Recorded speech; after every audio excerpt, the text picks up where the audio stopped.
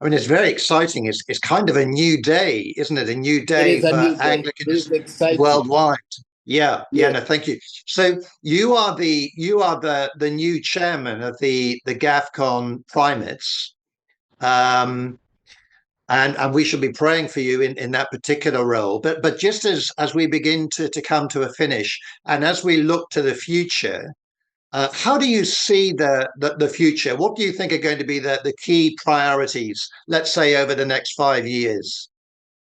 Well, thank you very much, Tim. The key priorities, I believe, that has been very well articulated in the conference.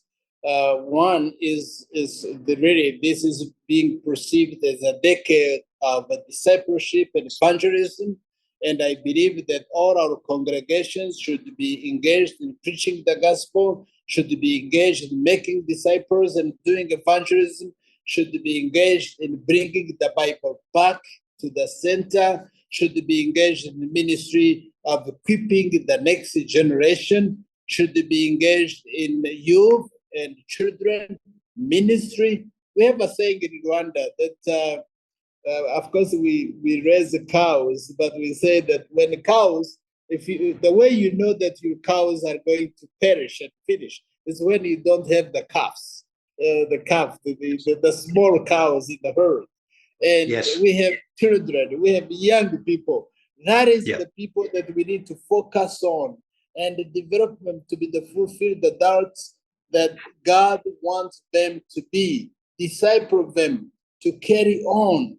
And so that is exciting, actually, to be thinking about children and youth. Gafcon women for ministry, you know, I've seen the Mothers Union in Africa. I've seen women having a significant role in families, in churches, in society, and I think Gafcon affirmed that role of women in the community and in the Christian movement. Gafcon, Rwanda, we are seeing disasters caused by floods and landslides. Not only Rwanda, but in other parts of the world too. This is time. Gafcon should be thinking of mercy ministries and even disaster relief. Mercy ministries in ministering to the needy. Bishops training. We used to have the Canterbury, the Kappa. Kappa is the Council of Anglican African Provinces. We needed to be able to train our bishops and providing them opportunity of them coming together, strengthening and encouraging, and peer coaching in a way.